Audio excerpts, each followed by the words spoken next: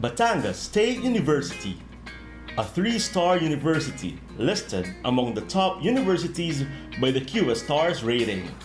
The first and only state university in the country with engineering and IT programs accredited by the US-based Accreditation Board for Engineering and Technology, or ABET, a National Center of Excellence in Electronics Engineering, and National Center of Development in Mechanical Engineering and Electrical Engineering. A research and learning hub with 15 research and development centers and maker spaces with state-of-the-art equipment and laboratory facilities. A consistent top-performing school in engineering licensure examinations. Provider of emerging academic programs in engineering and technology in order to produce competent workforce for industries in a developing economy. Endorsed by the Regional Development Council as CALABARZON's Center for Science, Technology, Engineering, and Environment Research and Center for Technology Business Incubation and Development. Home to the South Luzon Hub for Technopreneurship and Innovation. Breeding ground of innovators, technopreneurs, startups, and knowledge creators that provide engineering and technology solutions to social problems. A knowledge-based institution that forwards innovation programs resulting to the development of new products and technologies that satisfy customer requirements and respond to the needs of the industry and the general society. All of these put Batangas State University at a prime position to expand its mandates and become a key national player in knowledge creation and innovation. This is concretized by the establishment of the Knowledge, Innovation, and Science Technology Park. On May 22, 2020, President Rodrigo R Duterte signed Proclamation No. 947 designating the BatStateU KIST Park as a special economic zone. This makes it the first PEZA-registered KIST Park in the country. As an IT park co-located in a thriving university, the BatStateU KIST Park is a prime destination for locator companies and tech startups to foster dynamic collaboration among universities, multinational companies, and government agencies. PEZA-registered enterprises will benefit from the high-value intellectual capital and physical resources of Batangas State University, including tax holidays and other non-fiscal benefits from operating within this newest ecozone in the country. It is located at the heart of CALABARZON, the second largest economic region in the Philippines that hosts a variety of emerging industries. The BatStateU KIST Park facilities will include Technology Hub, Design and Innovation Building, Information Technology Centrum, Data Center, Convention Center, and a KIST Hotel. Its accessibility, buoyed by the booming Batangas economy and the warm hospitality of the Batangueños, make it an ideal home to business locators and enterprises. The facilities in the newly constructed 5-story BatStateU Science, Technology, Engineering, and Environment Research Hub are already available for locators. The research centers and the locator spaces in the SIFT Hub synergize a collaborative working environment for knowledge sharing among researchers, startups, and industry locators. These include Manufacturing Research Center, Electronics Research Center, ICT Research Center, Alternative Energy Research Center, and the Center for Technopreneurship and Innovation. As a technology business incubator, the Center for Technopreneurship and Innovation hosts challenge labs, ideation and incubation programs, design thinking workshops, hackathons, business model pitching competitions, and other technovation activities that would jumpstart innovative products and technology solutions for customers and industry needs. A dynamic partner in regional development, Batangas State University will continue to strengthen industry academic partnerships, generate new knowledge, and produce innovative solutions to real-world problems. Batangas State University expands its mandate to actively participate in nation building as a premier national university that develops leaders in the knowledge-based economy by leading innovations and transforming lives.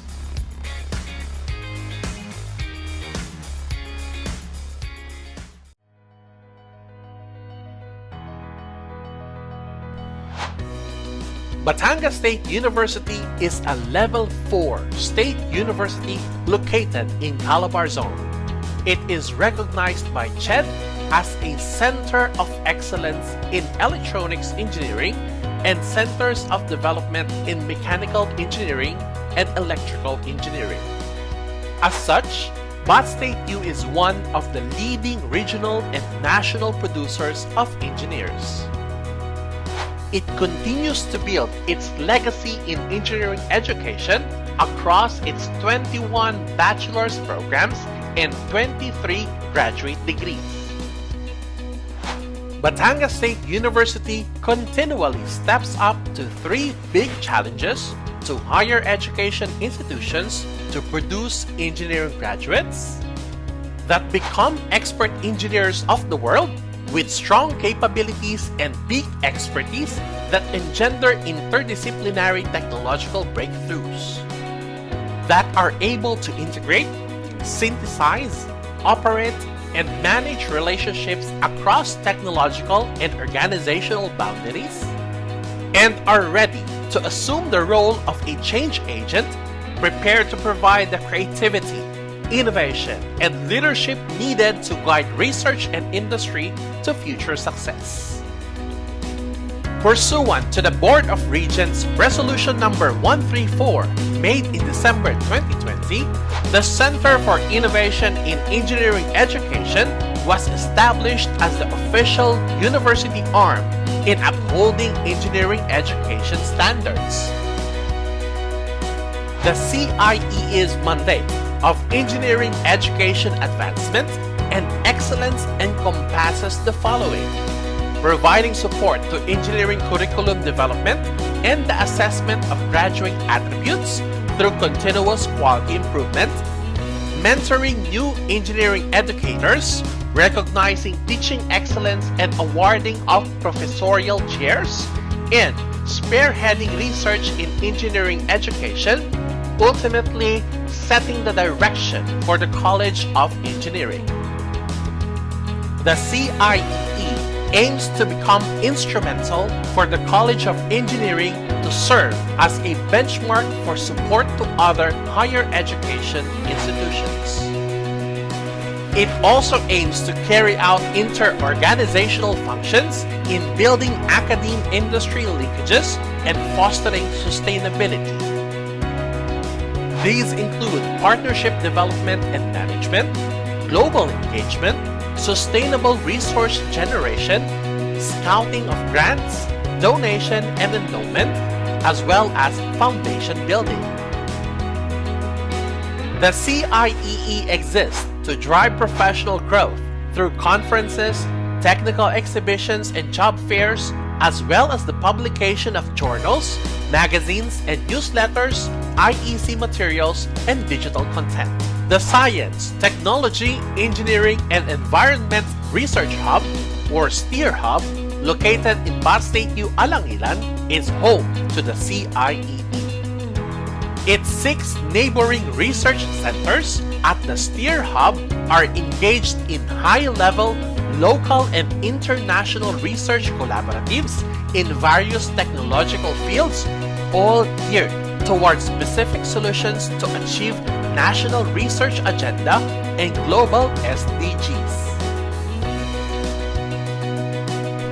A local leader in this initiative, the CIEE is advised by chairs and directors of associations and well-established centers of engineering education in the US and Asia, as well as seasoned industry leaders, researchers, and academicians in the country. With Batangas State University leading innovations and transforming lives, the CREE is its driving force in fueling ingenuity and leadership in engineering education.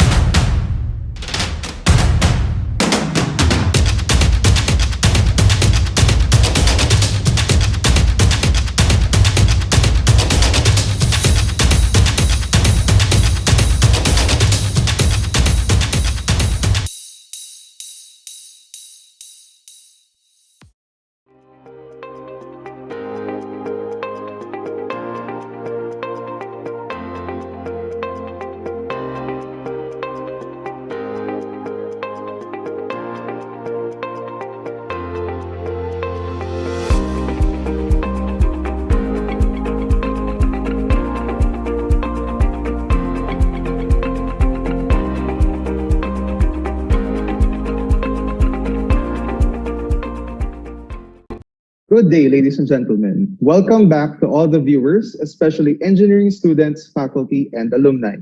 Today, we celebrate World Engineering Day for Sustainable Development, or WED 2022, an official international day proclaimed by UNESCO to celebrate engineering and the contribution of world's engineers for a better sustainable world by addressing the UN 2030 Sustainable Development Goals. Here at Batangas State University, we're celebrating alongside BFEO, the World Federation of Engineering Organizations under the auspices of UNESCO. This is day 2 of our 3-day event focusing specifically on sustainable development, innovation, and futures thinking. Engineering Today for a Sustainable Tomorrow is brought to you by BatStateU CIEE, the Center for Innovation in Engineering Education. I am your host, Engineer Junix Kaalim for Education and Partnership at the Center. On March 4, we learned from lectures on continuity of innovation, embedding the SDGs into the university curriculum, and the introduction of strategic foresight and futures thinking. Today, we're joined by champions of engineering from select HEIs for a forum in line with the global theme, Build Back Wiser, Engineering the Future. To open the forum, may I welcome our University Vice President for Research, Development, and Extension Services, the very enterprising Associate Professor Albertson D. Amante. Thank you very much, Junix. Good day, everyone, and welcome to Batangas State University's celebration of World Engineering Day for Sustainable Development. The global theme, Build Back Wiser, Engineering the Future, revolves around engineering as a leading role in the achievement of socioeconomic and environmental objectives in our everyday lives. This forum on the advancement of engineering collaborations and innovations for futures thinking is a conduit to continue the conversation on engineering, development, and SDG attainment in the respective fields of engineering and different HEIs in the Philippines.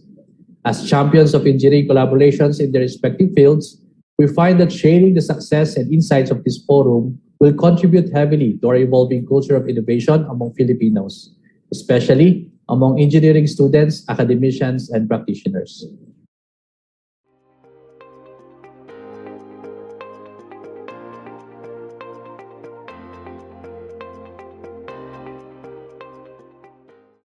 We are excited to present to you our 6 forum panelists. The first is Dr. Ronald L. Orale, the Vice President for Research and Extension of Samar State University since 2016. He was the former R&D Director, an Associate Dean of the College of Engineering, and the Soils and Materials Testing Laboratory Head. He is a holder of BS Civil Engineering, Master of Civil Engineering, and PhD in Technology Management. He is now earning his degree as a Doctor of Engineering in Water Resources Engineering at the Ateneo de Davao University. Our next speaker is Dr. Leonel P. Lihauco, the Dean of the College of Engineering and Technology at Tarlac Agricultural University. He received his Bachelor of Science and Master of Science degrees in Agricultural Engineering from the University of the Philippines, Los Baños, and his PhD in Energy Engineering from the University of the Philippines, Diliman. His areas of research interest lie in agricultural process engineering and technology, development and testing of machines for post-harvest processing, and biomass energy. These include processing of pelletized organic fertilizer, and pelletized feeds for animal consumption, as well as the development and testing of machines for feeds and organic fertilizer. Our next speaker is Dr. Roel M. Hernandez, the Department Chair for Computer Science at our very own Batangas State University, Alangilan. He holds MS and doctorate degrees in Information Technology. Specializing in system engineering, data science, and machine learning, he is a participant in the IEEE Young Professional Ambassador Program, a reviewer of IEEE Malaysia, Indonesia, and India. His project involvement and collaborations are aligned with agriculture, bioinformatics, and process optimization.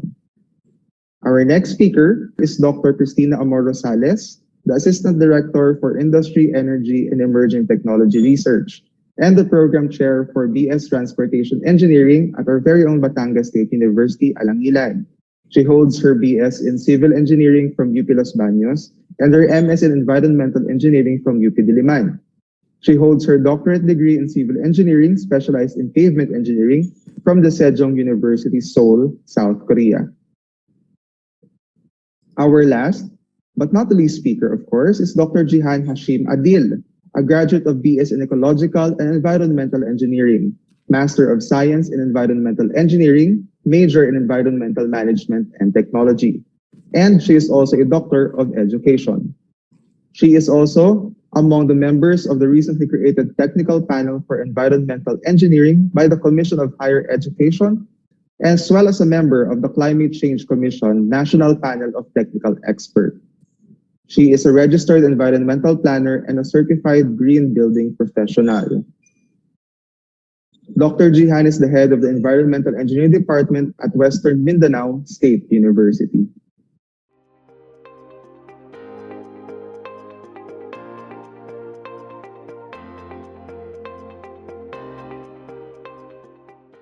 So at this time, let us hear from each of our guests in the same order as they were introduced.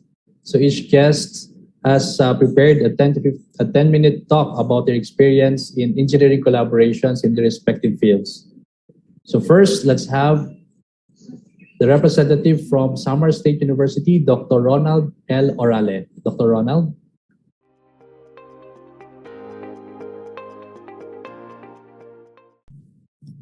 To the President of Batangas State University, Dr. Tersorong Kirio, and the Vice President Alberzon Amante, the officials of the Center for Innovation and Engineering Education, the engineering professionals around, students, other viewers of this event, a pleasant day to each and every one of us.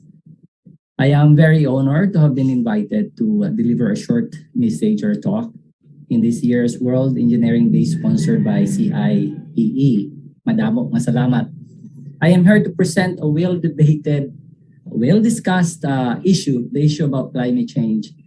And then literature would tell us that cities are a great contributor to climate change. Here, I was able to find concepts suggesting that cities can also be among the solutions to the problem in itself. Cities are planned by civil engineers, or architect, or planners, of course, with advanced skills in urban planning.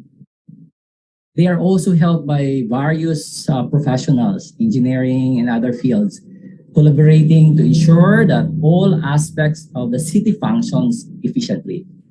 Allow me to share with you something that I am working on where I am. I am in Catbalogan City in Samar, Philippines.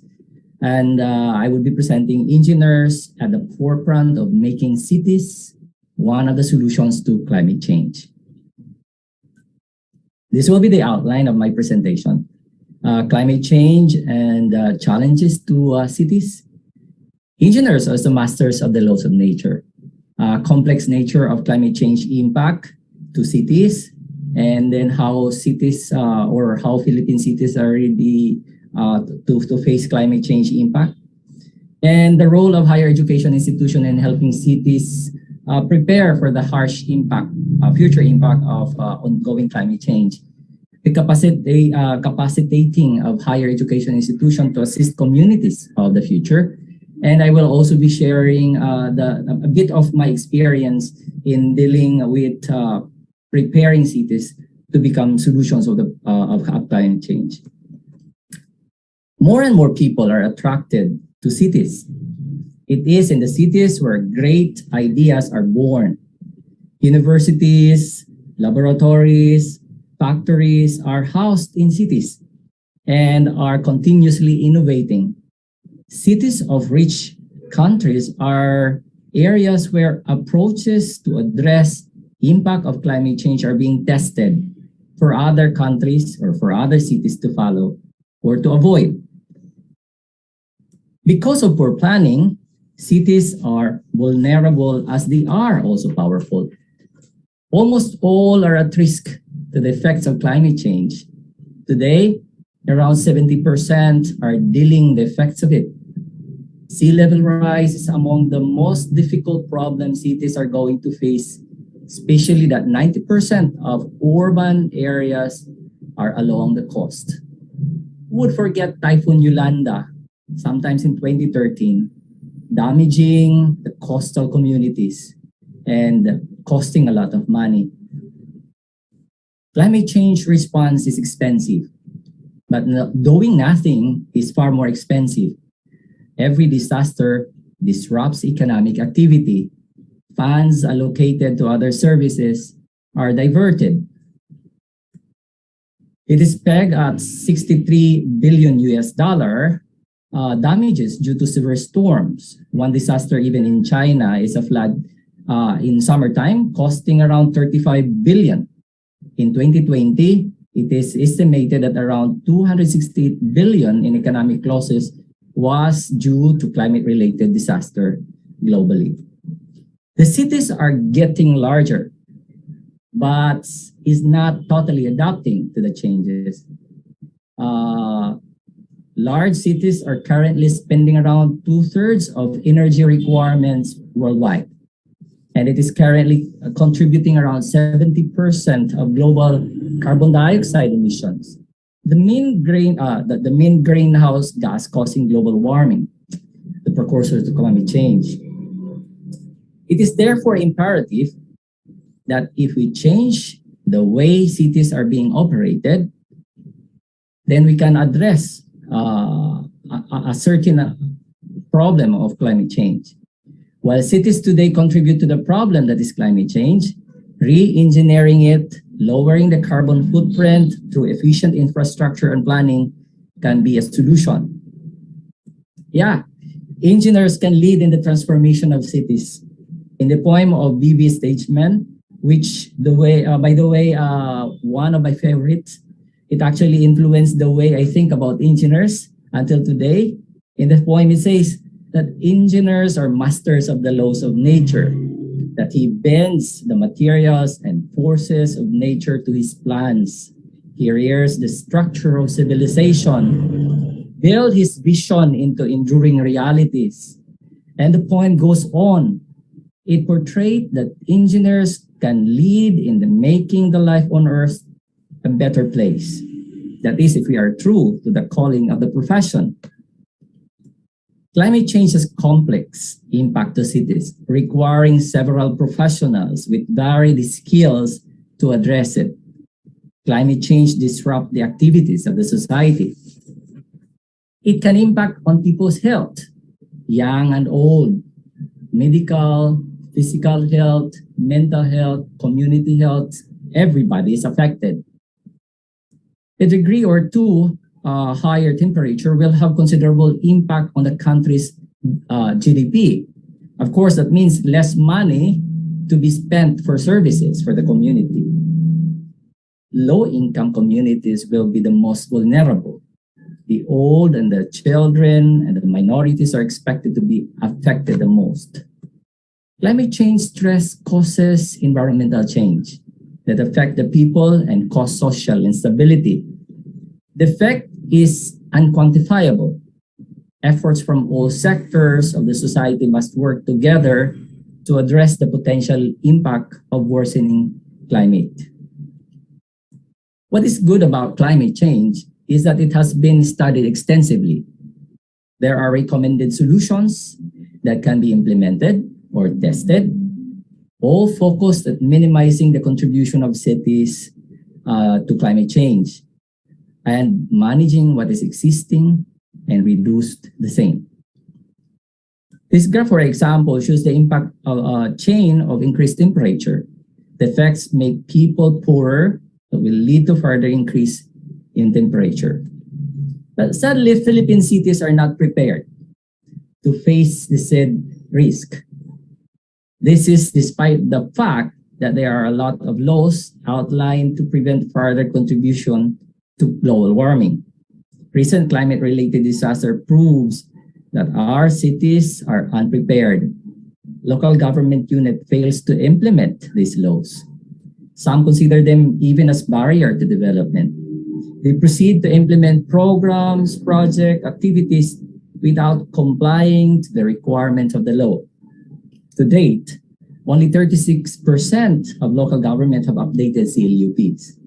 These are those where DRR are mainstreamed. This means that about 2/3 are not responsive to the effects of climate change, and their plans are not prepared for that eventuality.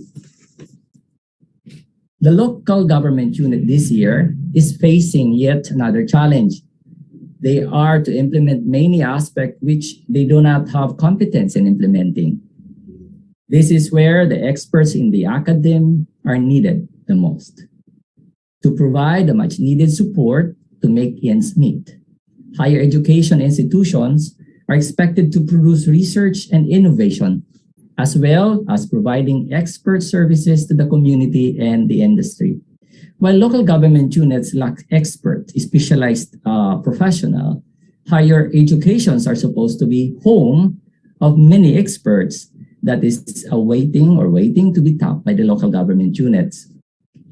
However, higher education institution still lacks qualified professionals to address challenges to climate change. Higher education institutions need to invest more in preparing its professionals to get involved in the fight against global warming.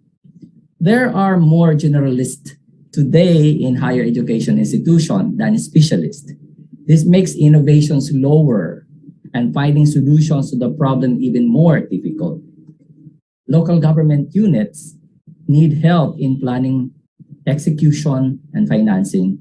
Enhance the leadership qualification and accountability of local government unit through monitoring, evaluation, and review of their policies and activities related to climate change.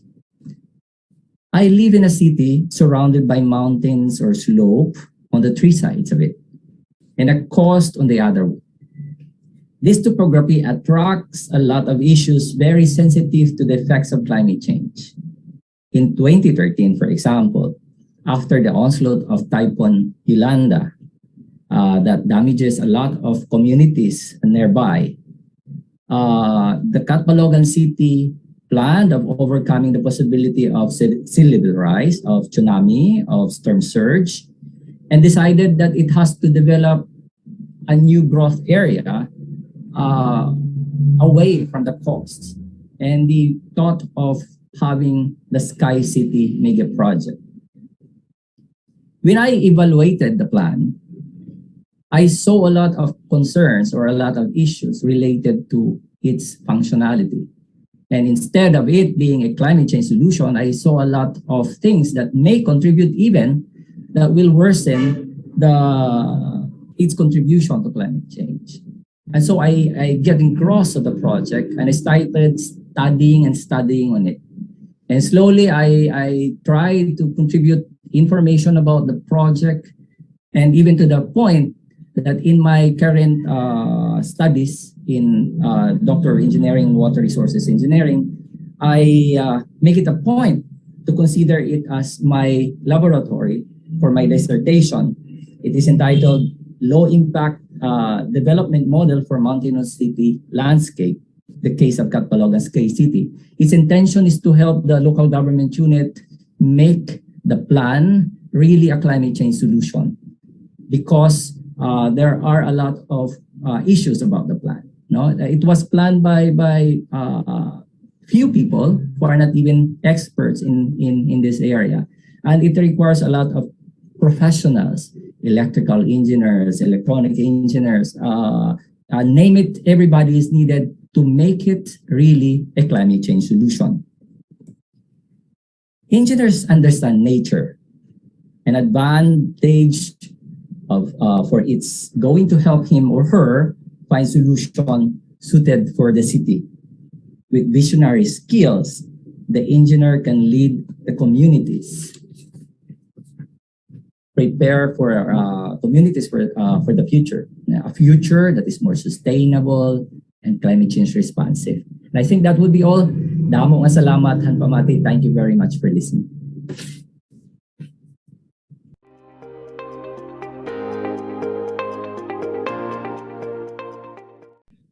Thank you very much, Dr. Ronald Orale.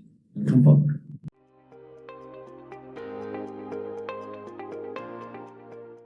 May I introduce our next guest, Dr. Leonel P. Lihauco of Tarlac Agricultural University.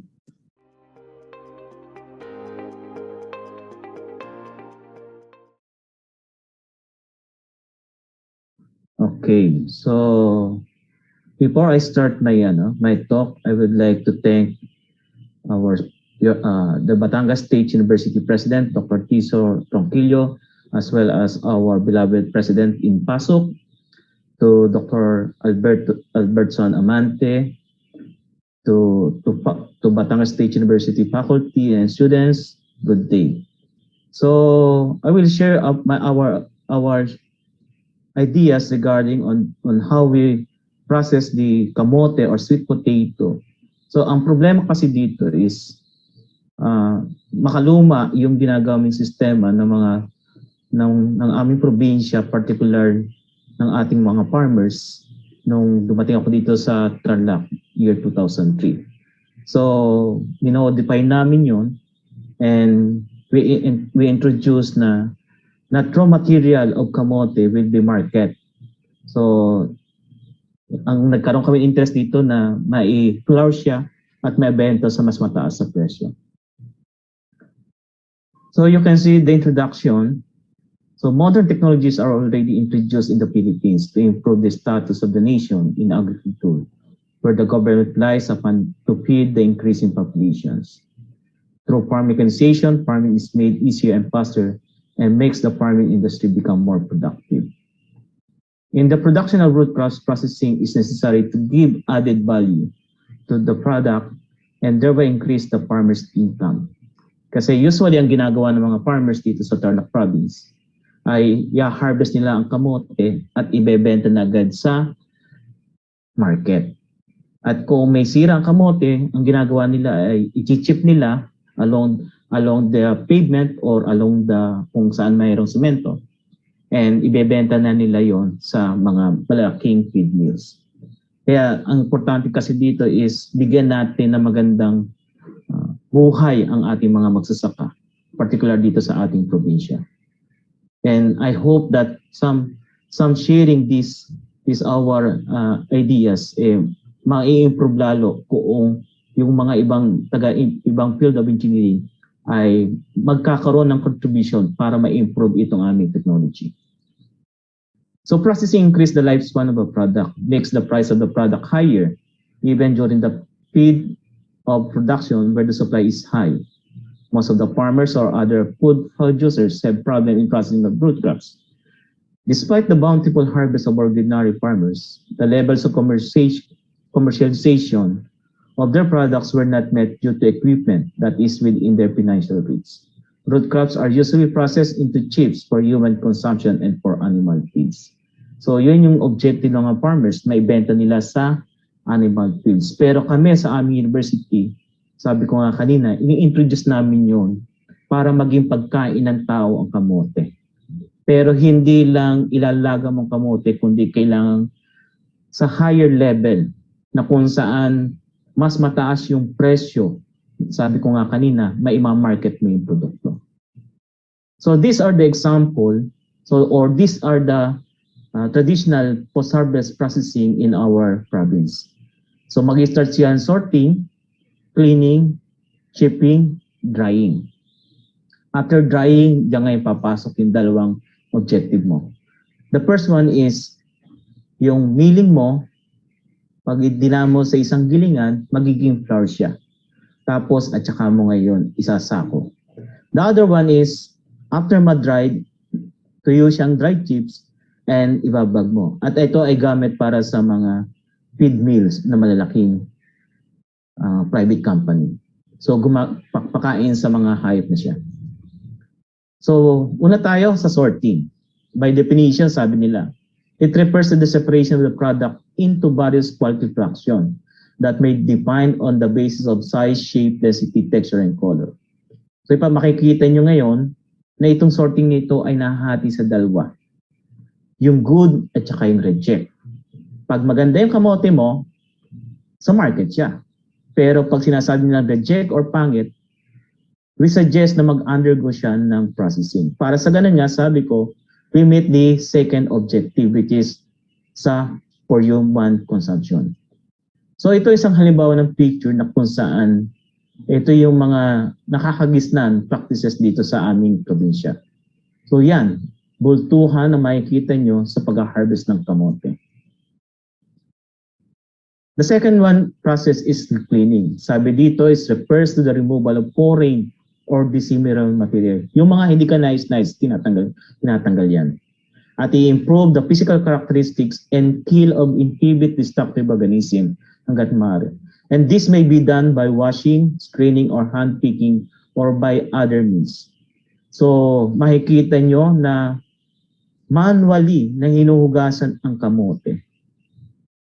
So, dito ngayon papasok ang ibang field of engineering na kung saan, because of the large capacity or large volume na na-harvest ng kamote, mas mapapabilis nila yung trabaho, particularly in cleaning of kamote or sweet potato. Merong technology na naipakita dito sa aming probinsya and yet hindi nila napakinabangan because ang problema hindi ma-accept ng farmers. So yan the reason why we the engineers, kailangan natin makumbinse ang ating customer na gamitin ang mga teknolohiya, hindi yung itatambak nila. So ito ay isang example na kung saan one of our students nagkaroon ng interest na makadevelop ng second technology na kung saan lilinisin yung kamote. But the problem here is, pag inilagay mo itong kamote doon sa kanyang cleaning machine, nagkakaroon ng talo. Napaka-importante na hindi natatalupan yung kamote. Kailangan hindi siya nasisira. So, kapag ganyan ang nangyari, nasisira siya, ano ang mangyayari sa iyong produkto? Matutuloy-tuloy mo na may benta na yan para sa further processing. Pero hindi mo siya magagamit para ibenta mo as raw material. So doon ngayon ito ngayon ang nagiging problema. Na kung saan sa pag naglilinis ay kailangang i-improve maigi yung teknolohiya. The other one is chipping. By definition, sabi ng chipping, i-cut or chop with an axe or other sharp tools, i-break, cut, or slice of small fragments or thin slices from. It is alteration or reduction which is produced by pushing or forcing a thin sharp knife through the material to be reduced. The most satisfactory cutting device is a knife of extreme sharpness and as thin as structural possible. Ito yung isang halimbawa noon na kung saan mano-mano chinichip ng mga estudyante namin. Pero sa problemang ito, paano pa kaya kung ang magiging problema mo isang toneladang kamote ang i-chip ng mga farmers? So another picture of activity of our students. And ito naman isang picture ng isang chipping machine na ginawa locally manufactured siya. Kaya lang magiging problema to ay masyadong exposed sa sira. Ang isang halimbawa dito mas mabilis yung tinatawag natin enzymatic browning. na kung saan once na nag-color brown ang produkto, hindi mo na siya maipaprocess ng mas maganda. So, particular lang ito para sa pag ikaw ay nag-chip ng kamote na ang purpose mo is for sa hayop. Pero kung human consumption, malaki ang posibilidad na ito ay nagiging reject. Particular na lang sa mga raw material na ginamit para mabuo itong chipping machine ito. Another thing na ginawa namin para mapabilis at mapadala sa mga fields, gumawa kami ng isang maliit na chipping machine for human consumption. So makikita nyo ang liit-liit lang. Pero kung titingnan nyo ang kabuuan nitong chipping machine, the material should be, sabi nga natin, for human consumption, dapat stainless na ito. At dapat ang mga process ng pag na-chip na siya ay hindi dapat na-expose sa mga dumi. So isa ito sa kailangang i-improve, particularly pagdating sa chipping. So ito yung nagkataon na nakakuha kami ng pondo from DOST na kung saan maliit lang yung naibigay pero nagawa namin i-design ng 2 tons capacity na chipping machine. Ang magiging problema lang dito is gumagamit kami ng diesel or gasoline engine, which is still na pag natapon yung fuel na yan doon sa chinip mo kamote, masisira na agad yung kamote. So magkakaroon ng improvement pa rin itong klaseng chipping machine na ginagamit. So this is another output of the chipping machine. So nasatisfy namin o na-comply namin yung requirement ng high capacity. But the problem is, sabi ko nga, is the materials na ginamit. Kailangan ma-improve siya. So after chipping, kailangan mag-undergo ng drying. Kasi ang kamote is rich in carbohydrates, which is mas madali siyang ma-ferment, mas madali siyang masira. Kaya after chipping, dapat immediately drying ang operation agad niya. So by definition, drying is the removal of moisture to a moisture content in equilibrium with normal atmospheric air. So to such moisture content that decrease in quality from molds, enzymatic action, and insects will be negligible. Around 12 to 14% ang desirable na moisture content ng product. Another definition is the removal of moisture from a product, usually to some predetermined moisture content. So the fundamental or basic process in drying is sa pamagitan ng sun drying. So makikita nyo, nasa isang pavement lang. Merong technology na na-develop, pero base doon sa aming evaluation, it takes about 3 to 4 days bago matuyo ang kamote. Sabi ko nga, madaling masira ang kamote pag ito ang ginamit. So ang source of fuel niya is biomass. So may isang estudyante kami na naka-develop ng dryer. Itong tinatawag namin three-type dryer na kung saan vertical type siya. Na kung saan ang hangin ay magagaling sa baba, going up yung kanyang movement. Another thing is the horizontal type dryer na kung saan equally distributed ang hangin mula sa taas at sa baba ng kamote. So, na-achieve ito ng yung uniform drying. But the problem here is yung capacity niya. So, this is an example of chikamote ready for drying. After drying, sabi nga kanina, doon sa process flow, mag-undergo sila ng dalawa. The first one, doon sa layer is milling. The second one is diretso na sa body. So yung milling, ang hahabulin natin dito is for human consumption. So by definition, milling is a trade term used relative to reduction of grain into meal or flour. So pupulbusin natin yan. And it's an overhaul process, includes size reduction, hulling, scarifying, polishing, sorting, mixing, and in some instances, certain chemical reaction. So this is an example of a hammer mill na pinupulbos niya yung kamote. So you can see the beater and the collecting equipment galing doon sa minilled na kamote. So makikita nyo na this is product niya is flour na siya mismo. The technology we develop, or we say na ito ay in-incorporate lang namin kasi ang nangyari, may naisip kami na yung burr plate na aming gagamitin mas maganda compared sa hammer mill. Kasi if you see the hammer mill, may mga natitirang mga may mga natitirang hindi lahat ay nagagawa niyang pulbusin.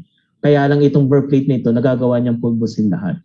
So we developed pero still for improvement pa rin itong flour milling technology namin. So, yun yung mga structure na naka-incorporate na kung saan ini-screen niya yung flour na mula doon sa burr plate.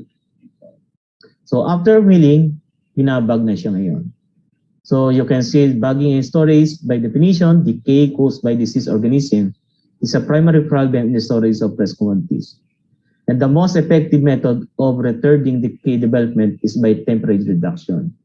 And all decay organisms are slowed in the rate of growth and development when the temperature is reduced from field temperatures to near freezing. So habang binabag siya, kailangan i-store mo siya sa isang lugar na hindi siya masisira. Kasi makikita natin sa ibang mga grains and commodities na once na in-store sa isang storage facility, may tendency talagang masira. So hanggat maaari itong area for kamote na flour ay dapat stored siya. So a few commodities are susceptible to physiological injury because of storage at low temperature above freezing. So this is called chilling injury, results in weakening of the tissues and increased susceptibility to disease infection. So yan lang po ang may share ko sa inyo, and I hope that some of the engineers or future engineers in the Philippines ay makakaroon ng pagbabahagi ng kalaman sa aming technology. Muli, maraming salamat sa pag-invite sa akin dito sa forum nito, sa inyong presidente si Dr. Tiso Ronquillo at sa buong pamilya ng Batangas State University. Maraming salamat po ulit.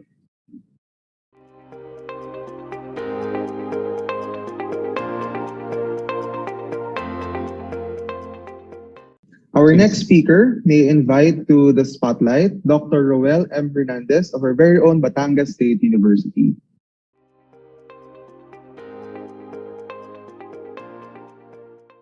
Okay, thank you. So, again, thank you for inviting me. So, I'll be discussing the collaboration that is happening between engineering and information technology. So, driving innovations through engineering and information technology collaborations. So, my talking points here are, next slide. So I just want to discuss the agenda for my experiences while doing collaborations with different engineering disciplines. So why is there a need for us to collaborate? Next. How can we collaborate to innovate? And what are my IT engineering collaborative innovations? And what I have learned from these collaborative innovations. So, next, why is there a need for us to collaborate? Okay, so innovations and collaborations are not mutually exclusive. They are feed and build upon each other. It's not either or. Innovations happens through collaborations. You know, when we think of the great innovations that comes our way, we might instinctively think of them as the product of a sudden brainstorming or just a light bulb moment. But in reality, good ideas can come from anywhere, and leading innovators are finding that innovations are often produced over time with a lot of collective sweat from a group of people. The problem is that most organizations assert that they want to innovate and collaborate, but they approach it in a different manner. They are thinking that innovation is a different thing from collaboration. But in reality, for us to have a good innovation, based on my experience, I see to it that collaboration or innovation starts with good collaborations. Working together and embracing these differences gives birth to the new ideas through the blending of unique viewpoints. For example, we have brainwriting, rapid ideation, figure storming, idiotic image method, online brainstorming, round robin brainstorming, step ladder technique. So these are the things that actually an avenue wherein they provide opportunity for people, different set of people coming from engineering and in my line in IT, to produce an innovative proposal. Next. So in addition, collaboration has the power to spark innovation because everyone brings a unique set of competencies that complement each other and can be utilized in coming up with different ideas. You know, when we do collaboration, it should be an open table. Everyone is allowed to, put their ideas on the table and then have some sort of discussion. Which of those ideas is useful? Which of those ideas are acceptable? Next. So the next question is, how can we collaborate? Okay. So next. Okay. There is a handful of literature models and frameworks to guide us in promoting a culture of collective innovations. So one of which is the building a culture of collaborative innovations developed by Harvard Business Review. They identified three major drivers in promoting the said culture, and such culture can be seen in Batangas State University. You know, we're very lucky to have the support of our dear university in promoting innovations through collaborations. Next. So the first step is actually the create tools that allow everyone to communicate strategically about innovation. Good ideas can come from all corners of the organization, but would-be innovators may need help developing a strong strategic argument. Thus, there is a need for an avenue to build this idea. Well, here in Batangas State University, there is a regular call for initiatives and research activities that drives collaborations between different branches of government, department, institution, stakeholders, and similar state universities. As an institution for higher education and learning, BatStateU is an avenue to produce collaborative innovations. Like what I said, we are very lucky that Batangas State University has these centers wherein we could actually promote and harness our skills in coming up with different proposals that tackles engineering and technology problems. Next step is the vet and refine ideas. So collectively and continuously. In organizations, innovations, ideas aren't reviewed once or twice a year by a senior committee. Here in BatStateU, we have this kind of colloquium and call for proposal. Instead, they undergo to a constant process of review, refinement, and if not necessary, death. So it doesn't mean that when you have your proposal, automatically it will be approved by the body. It will undergo a lot of scrutiny. And as proponents doing a collaborative research, you should be ready for any comments and suggestions with your proposal. Good idea here again in BatStateU, BatState University. We have an agile mindset in developing innovations.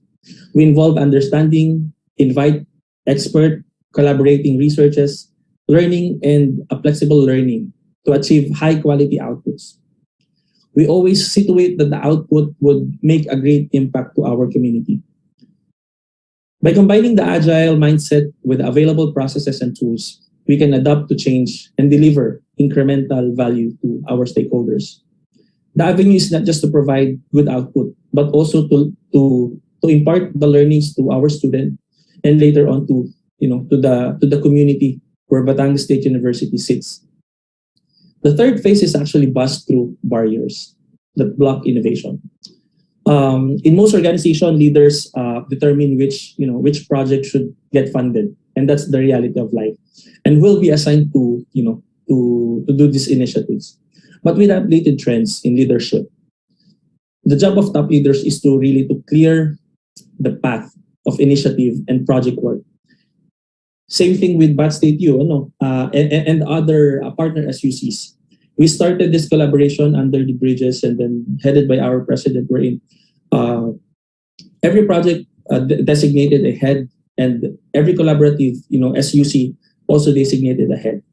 This promotes a co-equal footing, that in every single project doing a collaboration, each member represents an equal value and equal footing and representation.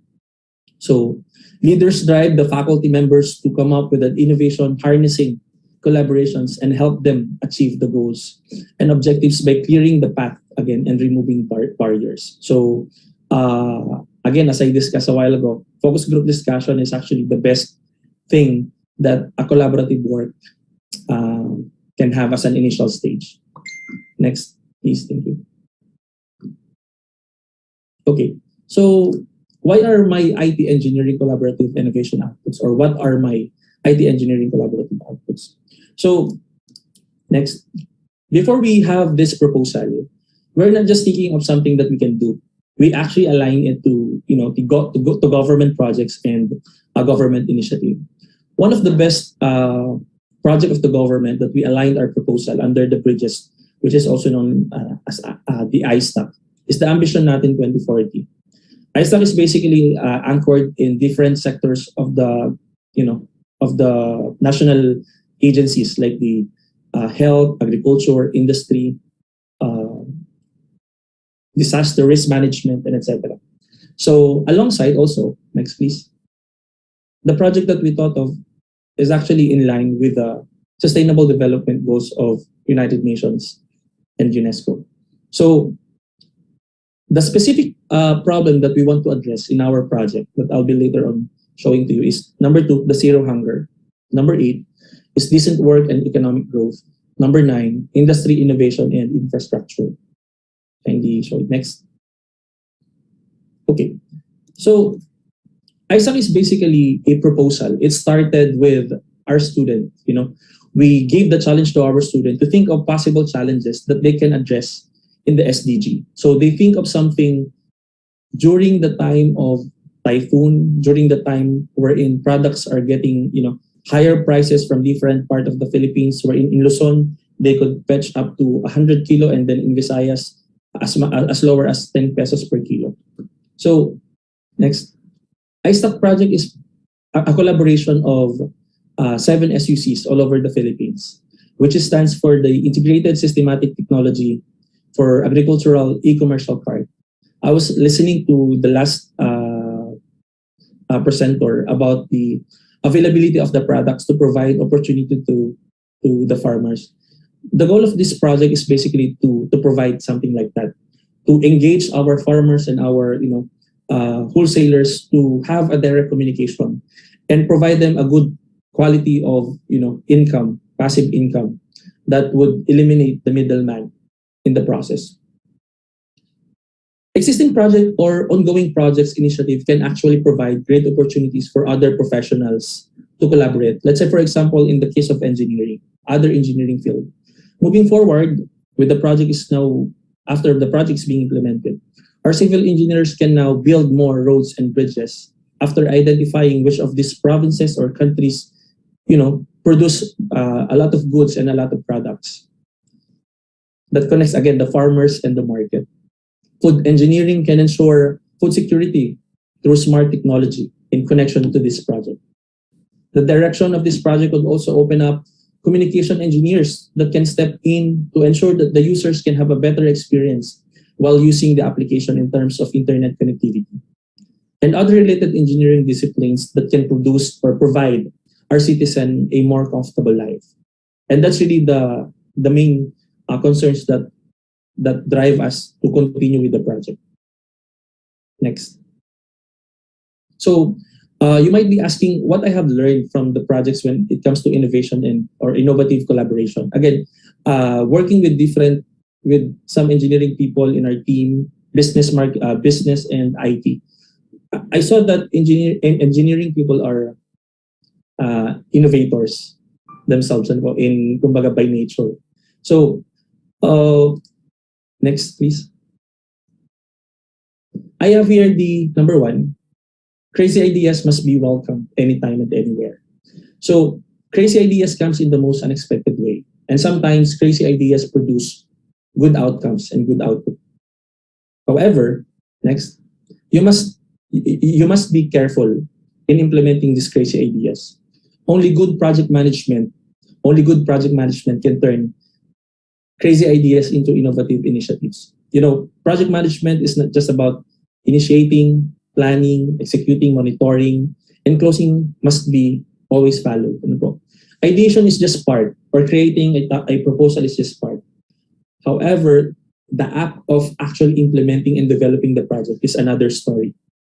So you have to have at least good project management background for you to have a good project implementation. Next. Listen to your stakeholders and maintain good relationship. Part of having a project management background or principles is that it is not always as good as we expect it to be. Hardship will always come. And we should maintain a good relationship with our collaborators, with our partners. If there are problems that might arise along the way of the development, talk about it. Next. Let's talk when the going gets tough and talk more when it's get tougher. Communication is always the key to an effective collaboration. You do not limit your ideas because the more you speak, the more the project will become better, or the proposal will become better. The more idea that puts into that you put on the table, sabi ko nga po, is better. Is always better. Next one is agile mindset is important. So adjust and adapt quickly. Project owners and members must be realistic. They should be also resilient, since there are a lot of uncertainties, especially when the projects are new. So it is okay if there will be problem along the way, just be agile. So just keep on pushing and think of solution instead of thinking the problem. Last but not the least is be resourceful and work with what you have when the support is very limited. This is actually the collab. Resourcefulness is one of the most important traits that a project management team or a project management staff would have. If there are limitations, but we must not compromise with the quality of our output. Again, we must. It is actually every project has its limit. Has its limit in terms of budget. So when we compose our proposal, when we compose our line item budget, it is very important that all staff members should compensate in terms of what are the things that could incur financial obligation later on. So these are the things that I might probably suggest with people who wants to collaborate with engineering projects and IT. So next slide. Okay, so let's upgrade our communities one innovation at a time. Collaborate to innovate. So thank you for listening.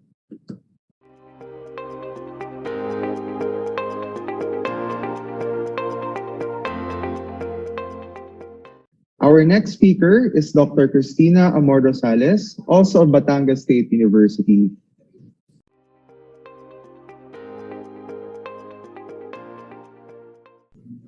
So, good afternoon. I'm here to present my experience as a civil engineer for the advancement of engineering collaborations and innovations for futures thinking. So, let us try to digest what this futures thinking means. So, move on the next slide. So, according to MadPow, futures thinking is an approach to strategic design which will consider what is likely to change and what is likely to stay the same in the future. So it's nothing to do with changing or predicting the future, but trying to think what is the best for the present. So based on our decisions and actions that occurs on the present, we can make our future better. So next slide. So as civil engineers, we are bound by two organizations, like They are our mother organization. One is the Association of Civil Engineers in the United States, and of course, the Institution of Civil Engineers in the United Kingdom. So the ASCE expected that by 2025, we are planners, designers, constructors, and operators of society's built environment. In fact, we are also expected to become stewards of the natural environment and the resources, the innovators and integrators of ideas and technology, the managers for the risk and uncertainty because of the natural events, accidents, and other threats of our world. And lastly, but not the least, we are expected to become the leaders in discussions and decisions shaping the public, environmental, and infrastructure policy. However, as civil engineers, we should be continuously evolving. That's why Tim Broy, the president of the Institution of Civil Engineers in the United Kingdom, are encouraging civil engineers to become engineer for themselves. A complete transformation in the way they think about infrastructure and professional practices. In fact, in 2016, in his address for the as president, when he sat as a president of the Institute of Civil Engineers, he mentioned that he would accommodate other professions in the organization. So that's how futuristic he thinks about the civil engineer profession. So next slide. So as you can see here, the civil engineers are also for the sustainable development goals. In fact, 8 of the sustainable development goals can be matrixed to our specialization. So what our specializations are. We are structural engineers, construction engineers, transportation engineers. We also have water resources engineers and geotechnical engineers in our profession. And you can see here 8 sustainable development goals wherein all of them are marked at a different specialization. So we would like to address the gender equality, the clean water and sanitation, the affordable and clean energy, the industry, innovation and infrastructure, the sustainable cities and communities, the responsible consumption and production, the climate action, and the life on land, based on our specialization. So next slide, please. So as civil engineer, being a nation builders of the Philippines, we are also adhering to the ambition natin 2040 goal, which is the life of all Filipinos by 2040.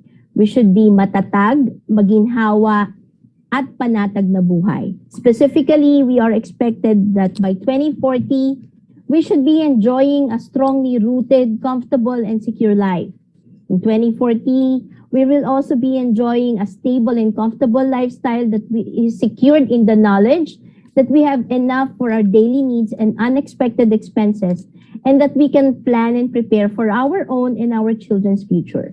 I would like to highlight that we should be living together in a place of our own and the freedom to go where we desire. That's why we have the sustainable cities and communities, which highlights the essence of having your own home and at the same time a good transportation sector.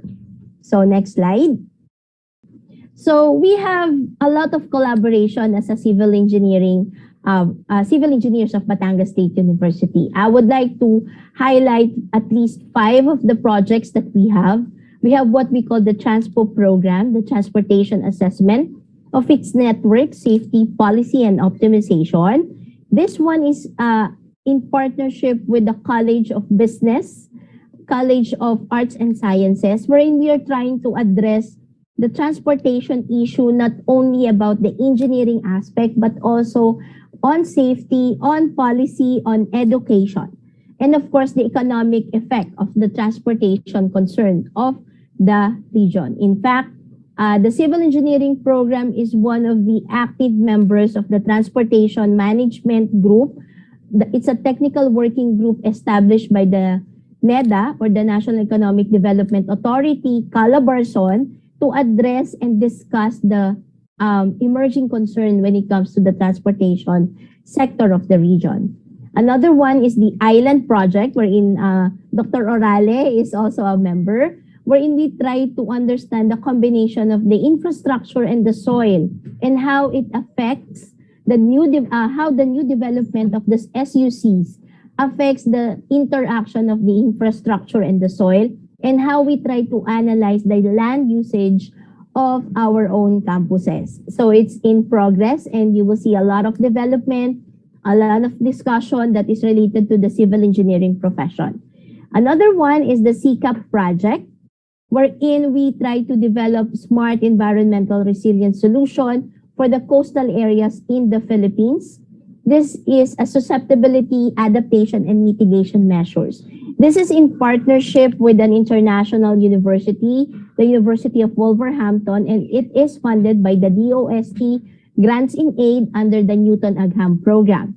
Another one that we are currently working on is the REINA ICT project, or the Real Infanta and General Nakar Infrastructure Connectivity Project. This is an entrusted project of the National Economic Development Authority, CALABARZON, to the Batangas State University. We are leading the different agencies that is proposing different projects for the development of the REINA area, because they would like to ensure that everyone in the Philippines, even the farthest location in the Philippines, is being catered by the services of the government.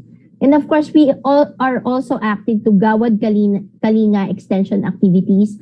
We are helping the Gawad Kalinga communities all over Batangas. And in fact, we were able to go to Maguindanao, in Marawi area for the installation of different housing under Gawad Kalinga. So those are the engineering collaborations, or the civil engineering collaboration that we have for as a Batangas State University faculty. So next slide. So what are the activities and outputs that we have? So first, we are able to present a policy research, a policy output in relation to the cooperatives concern. This transport cooperative have some issue with their franchises, so we are able to present what is the concern and what could be the action of the Cooperative Development Authority. So we provided that to them.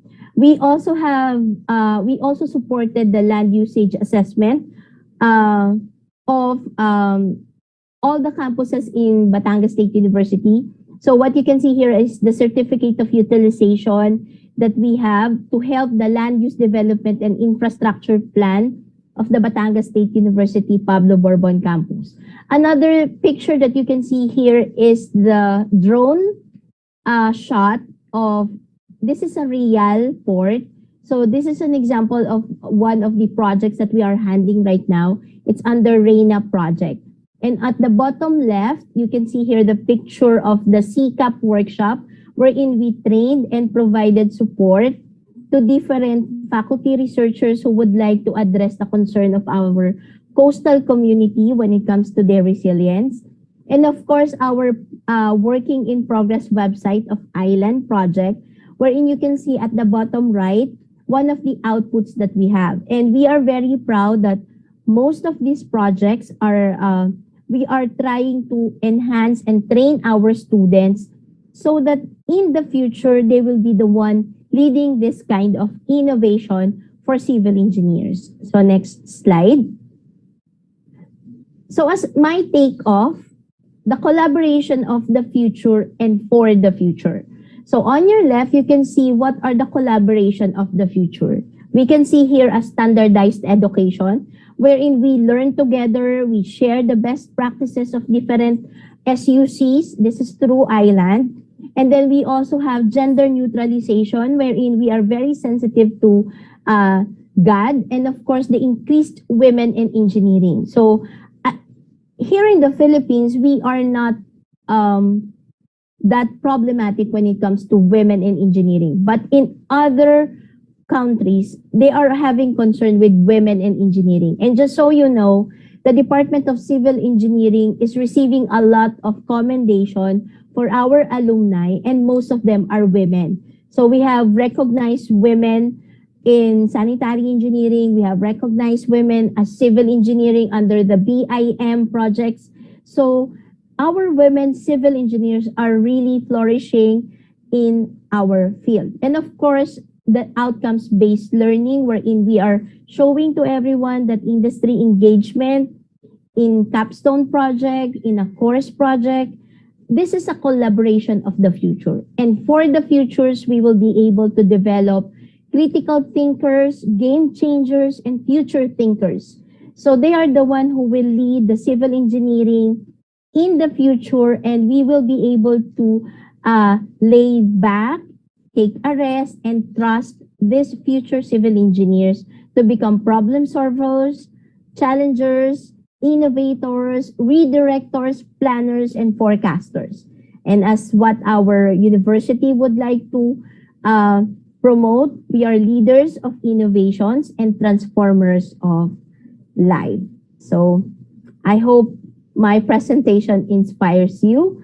So thank you very much. Next slide. So I know it's kind of quick, but I hope it's fruitful and very relevant to every one of us. So thank you again.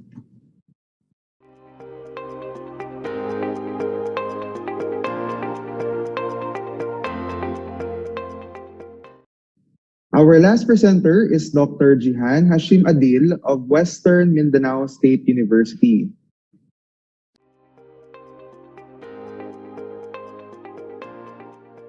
To start my talk by first expressing gratitude to the great leaders in engineering, especially those in Batangas State University, headed by the visionary and inclusive leader, the President, Dr. Tirso A. Ronquillo, and also the Vice President for Research, Development, and Extension Services and concurrent Head of the Center for Technopreneurship and Innovation, Associate Professor Albertson D. Amante, the BatStateU Center for Innovation and Engineering Education Director, Associate Professor Divina Grace D. Ronquillo, Partnership Officer, Engineer Junix Kaalim, and the rest of the team behind the Forum on Advancement of Engineering Collaborations and Innovations for Futures Thinking. I would also like to greet my fellow speakers and all viewers of this forum. Inspired by this year's World Engineering Day Challenge, I have decided to share my thoughts with you all on the efforts of Filipino environmental engineers in forging partnerships for innovations to build back wiser, engineering the future. The chairperson also declared that the Philippines has shifted from theorizing about climate change to executing practical climate change mitigation and adaptation projects with the following initiatives. We have first putting together a group of Filipino experts from all corners of the Philippines to engage Filipinos in climate vulnerable communities and prepare them to execute localized action plans.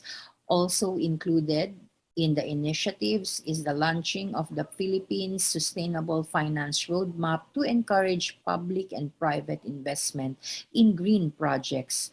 We also have mobilizing additional sources of sovereign sustainable financing through the adoption of Sustainable Bonds Framework, mainstreaming all sustainable and climate financing mechanisms to ensure accountable, transparent, and balanced funding allocation for all mitigation and adaptation projects, programs, and activities, pushing for a law banning or regulating single-use plastics, and embarking on a project to accelerate transition from a coal to clean energy in a just and affordable manner. This statement is supported by the Climate Change Commission Resolution 2021-10 on adopting the top 10 climate-induced risks that were prioritized for intervention programs by the members of the National Panel of Technical Experts based on scientific and local or based on specific and local physical geographic conditions with diversified ecosystems, and different climatic types.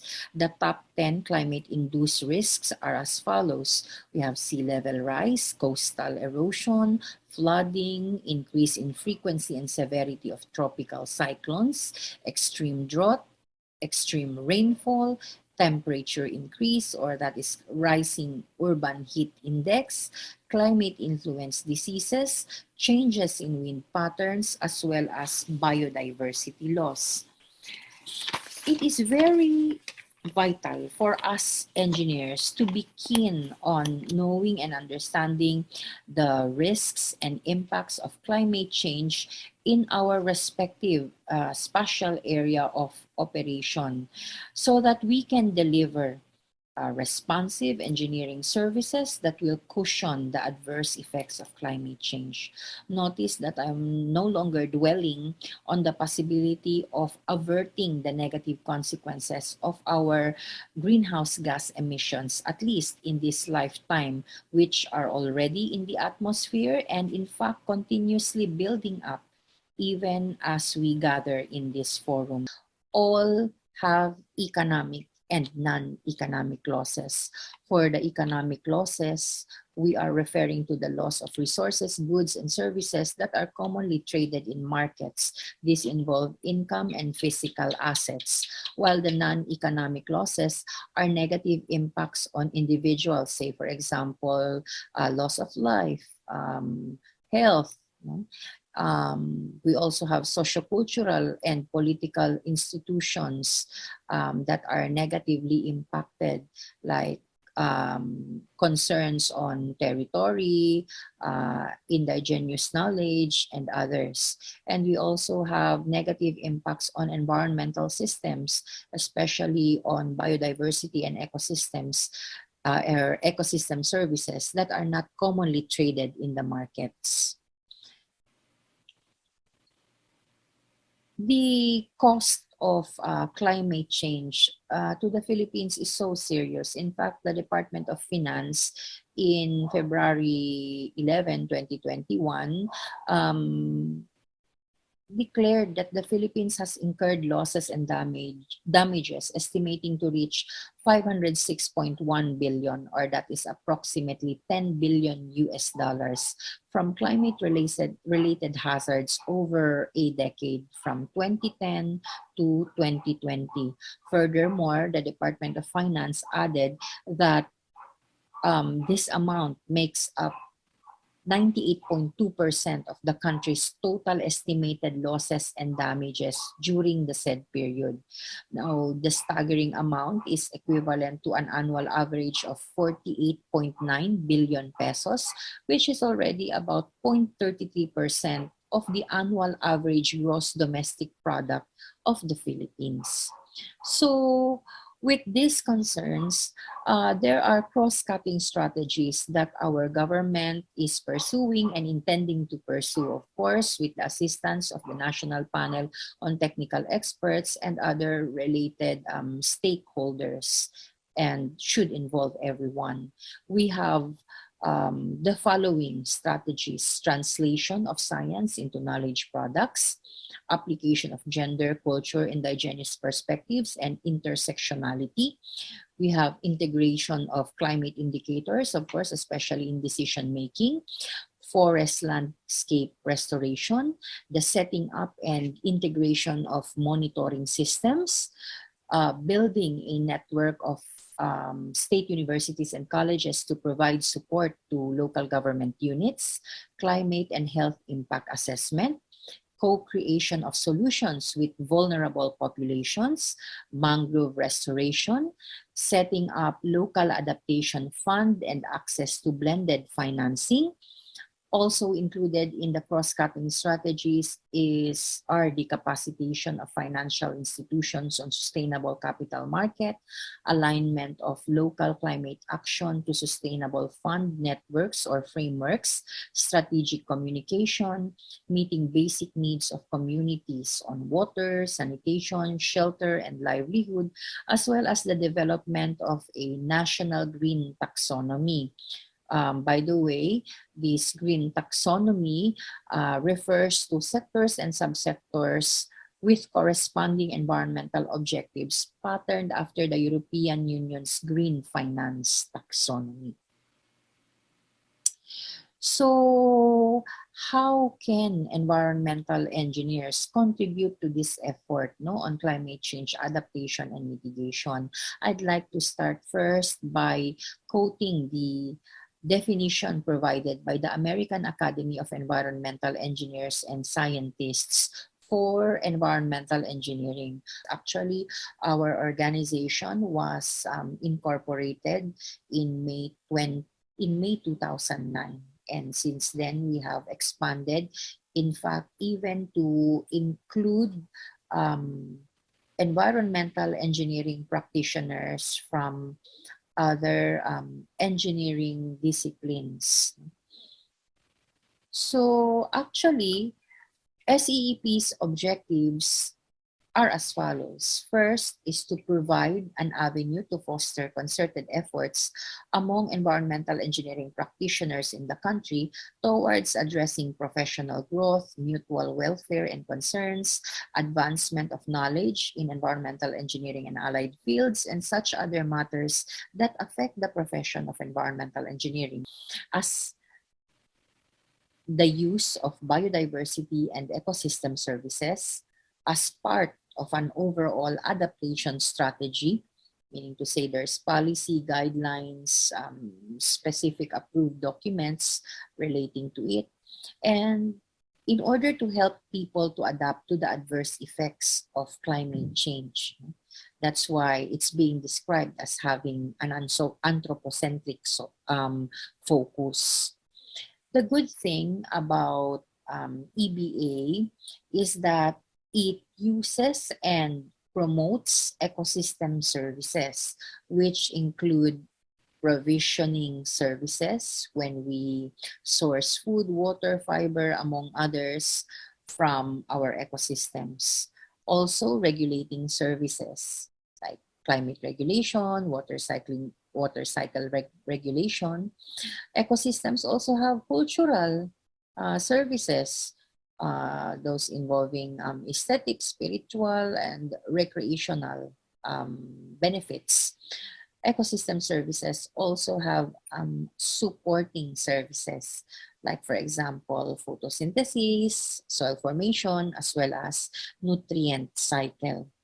Now, the challenge with EBA currently is that it is among the underestimated and neglected adaptation strategies for climate change, especially the green approach, or the ecosystem-based options, like, for example, mangrove rehabilitation.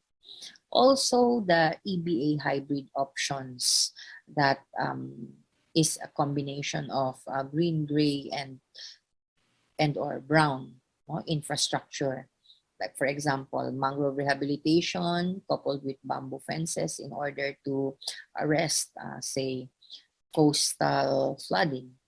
So as compared to infrastructure-based options like the construction of dikes, dams, shore protection, and political and social options like development planning, early warning systems, land use planning, which have gained so much momentum and popularity as a climate change adaptation strategy. So we in the environmental engineering society seek to demystify EBA by coming up with more technical literature related to the performance efficiency of nature-based solutions, and in coming up with design criteria so that this approach can be replicated with an acceptable degree of performance for our climate change adaptation or mitigation projects. So I'd like to close my presentation or end my presentation by sharing a quotation from Robert A. Corbett, who in 2004 published the book Standard Handbook for Environmental Engineering. And according to him, we have a responsibility to our families and all life on Earth to provide and maintain a healthy environment. But he specified that the environmental engineer is accountable for the technical aspects of this task and should participate in the social, political, and economic issues affecting environmental protection. With that, I end by saying that environmental engineers are technical professionals who identify and design solutions for environmental problems. Thank you for listening. Muchísimas gracias.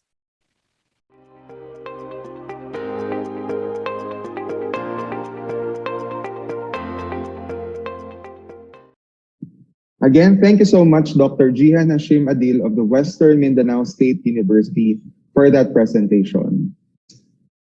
To all the speakers, thank you for your presentation. I would like to welcome our University Vice President for Research, Development, and Extension Services, Associate Professor Albertson Diamante, to moderate our question and answer.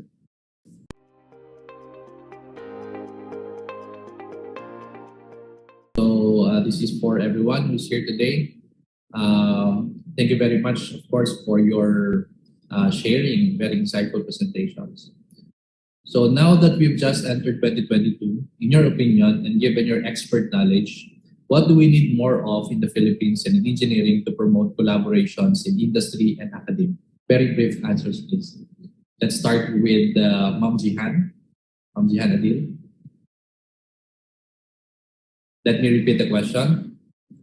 Now that we just entered 2022, in your opinion and given your expert knowledge, what do we need more of in the Philippines and in engineering to promote collaborations in industry and academia?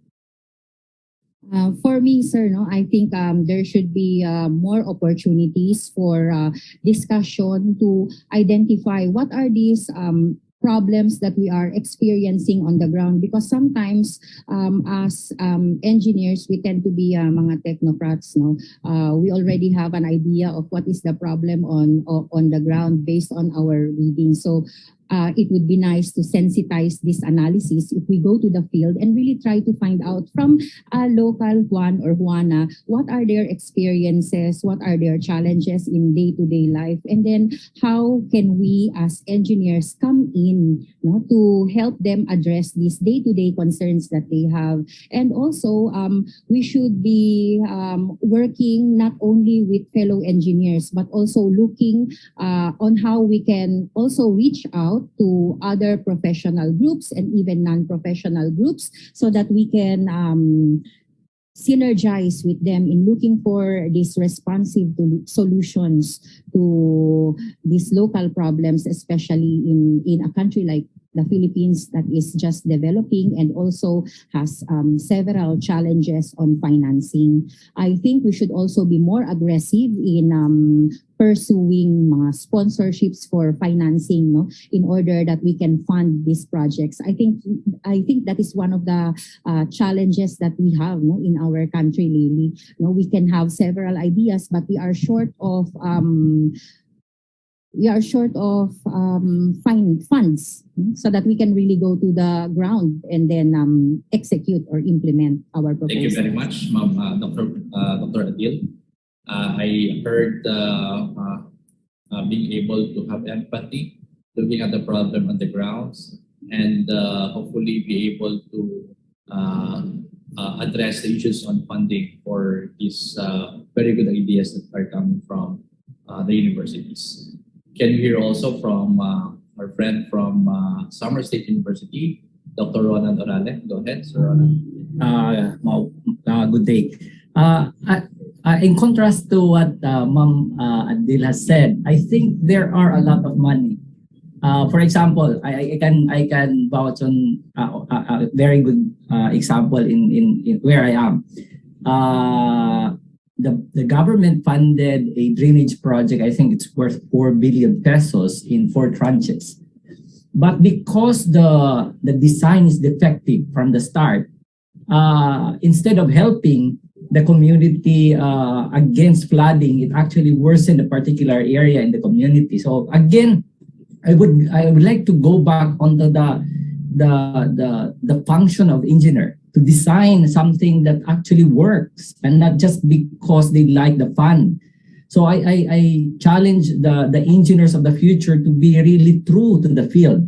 That's why I emphasizes on the ideas of who is an engineer as a masters of nature or the laws of nature, because while we understand how nature works, but the way we plan our project is not responsive to what the nature is behaving. Kumbaga parang it's not a match. So I feel sad for myself, because I have trained these students who are heading these offices, and yet the output is not acceptable to me. Parang it's a waste of money. No, so I think we just need to again look for ways that the drive of our engineers is not for profit, but really to solve problems of the society. No, that's, I think, something that is very, very problematic as I see it. No? So if we can touch on that, and we will be able to maximize whatever limited funds we have. Thank you very much, Dr. Orale. Those are pretty good points. We are in the area of build. And as engineers, I guess as Dr. Orale, as a civil engineer, we should be guardians or advocates of good engineering practice. That's what we say.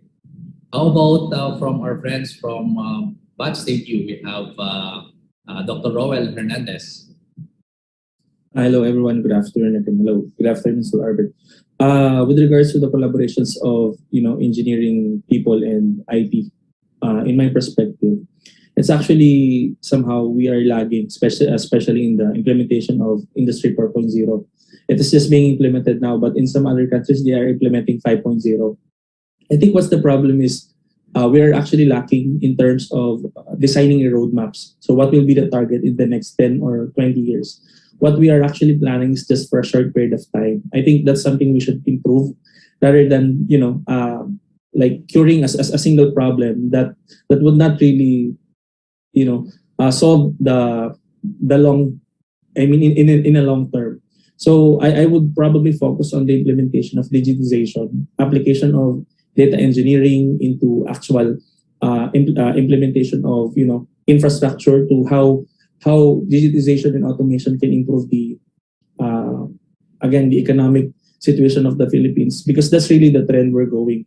The application of machine learning in engineering projects is really really have a bright future in the next 10 or 20 years. That will be the next trend. Yeah, I think it's all about digitization of engineering processes. Thank you, po. Thank you very much, Dr. Hernandez. I'm hearing, of course, the value of digitization, and of course, having a plan, a concrete plan, or a concrete long-term roadmap for this to happen. And of course, it doesn't end with the roadmap; it has to be implemented. Okay, so let's have Dr. Lihaupo from Tarlac Agricultural University, sir. Thank you, sir. For me, napaka-importante na magkaroon muna tayo ng strong relationship among SUCs. Then we need to involve the private. Kasi napapansin ko, meron tayong involvement sa state university and colleges, but how about the other university who are in the private sector, like Xavier University, and other in LUCs, what you call LUCs. So, yun ang kailangan nating establish, yung strong relationship among us. Then, hindi lang tayo particular in kung saan tayo areas like in Luzon lang. We need to expand or expound within the Philippines.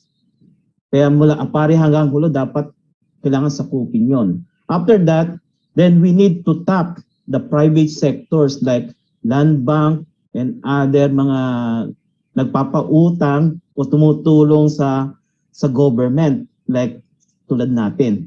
Sa ganon, may extend natin yung mga technology na de-develop natin dito sa SUC at pati sa mga private university para sa ganun lalong may distribute at may target natin not only within our area but whole in the Philippines. Then after that, then expand natin hanggang other countries na. So yun lang po. Thank you very much, Dr. Lionel. Yung hearing opportunities for inclusive collaboration, not only with SUCs, but also other higher education institutions, including private and local universities and colleges. So for our last panelist, Dr. Rosales, go ahead.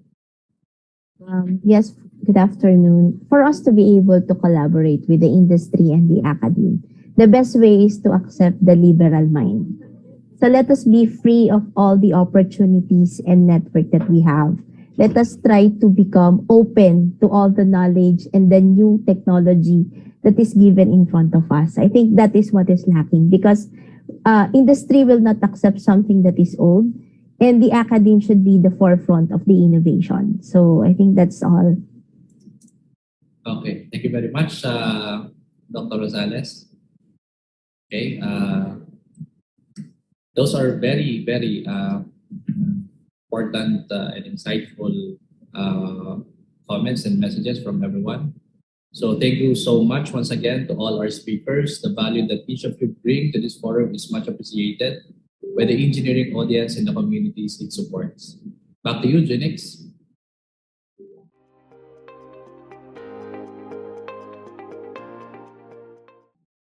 In the spirit of this conference, Batangas State University's Center for Innovation and Engineering Education is proud to present the Sustainability, Innovation, and Futures Thinking Hub.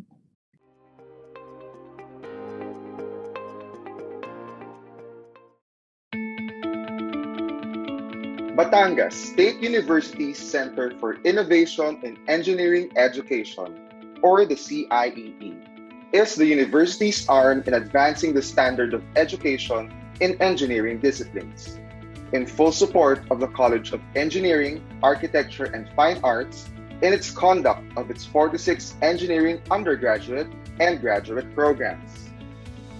In spirit of its mandate to upvalue engineering initiatives, the CIEE is proud to announce the launching of the SIFT Hub, the Sustainable Development, Innovation, and Futures Thinking Hub. Creatively acronymed SIFT, the goal of this thinking collaborative space is to assist in the development of engineering ideas relating to the SDG attainment, hand-in-hand futures thinking and innovation. The CIEE lives up to its role of innovation by creating partnerships and linkages between students and educators, stakeholders and researchers, and learners and experts. Locating inside the CIEE within the Science, Technology, Environment, and Research Hub is a strategy to bring the students, researchers, and academicians closer to the research centers of the university, the Center for Technopreneurship and Innovation, the Electronic Systems Research Center, the GIS Applications Development Center, the Digital Transformation Center, the Material Testing and Calibration Center, and the Manufacturing Research Center, Likha Fab Lab. The STEER Hub is also home to industry locators in search of academic expertise, thus creating an opportunity for collaborative efforts, industry exposure, and research advancement. To sift is to examine thoroughly, so as to isolate that which is most important. The SIFT Hub is poised as an avenue to bring forth ideas guided by the principles of innovation toward sustainable development, bringing us one step closer to engineering education of the future. The Sustainable Development, Innovation, and Futures Thinking Hub at the Center for Innovation in Engineering Education, fueling ingenuity and leadership in engineering education.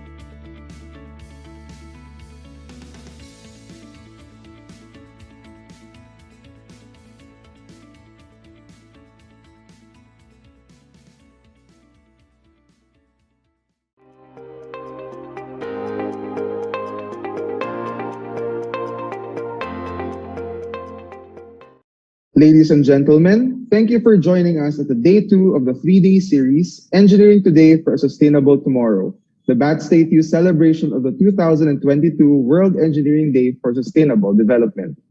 See you again tomorrow, March 8th, for the WED 2002 Hackathon and the BatStateU Engineering Student Innovations. This has been your host, Engineer Junix Kaalim for Education and Partnership at the Center for Innovation in Engineering Education.